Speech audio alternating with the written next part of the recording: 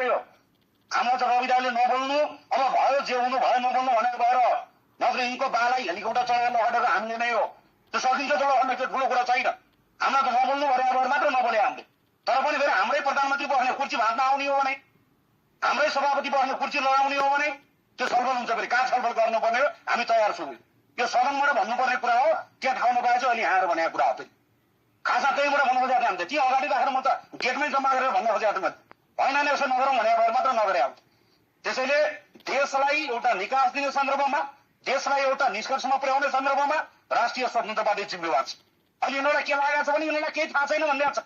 यिनीहरू त अल्लारे केटाहरू हुन्। हिजो राति पानी पर्यो, राति आकाश कटिकेर बिहान च्याउ उम्रेको जस्तो उम्रिआउन् भनिरहेको छ। यिनीहरू त एउटा हुलफाल आयो त्यसमा सांसद बनाउन् भनेको छ।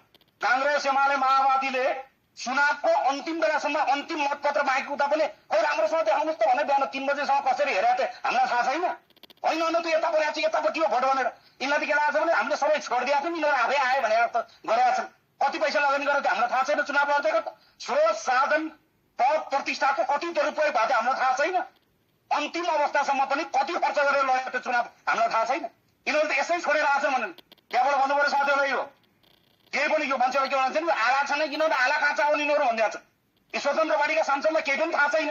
यिनीहरू त आला काँचो भने हामी आलो आउला काँचो आउला तर कुहिया छैनौँ हामीले। हामी कुहियाहरूभित्र पर्दैनौँ। फेरि आलो छौँ काँचो छौँ भने यिनीहरूलाई आएको हामी त 35 वर्षदेखि हामीलाई पुरा धन्यवाद छ। 28 वर्षदेखि कहिले चौकी पुरेर बसेको एउटा बुढो हलदार जस्तो तपाईँहरू एउटा चौकी पुरेर बस्नु भएको छ। तर स्वतन्त्र पार्टीका सांसदहरू भनेका फ्री कम्पिटिसनै इन्सपेक्टरहरू जस्ता हुन्। यिनीहरूलाई तालिम गरेर पास गरेर आएका केटाहरू हुन्। लड्नु पर्ने ठाउँमा लड्न तयार छन्। यति कुरा तपाईँहरू बिचमा राखौँ। यो संसदमा भन्नुपर्ने कुरा हो, ठाउँ नपाएको कारणले यहाँ भने भएर यति कुरा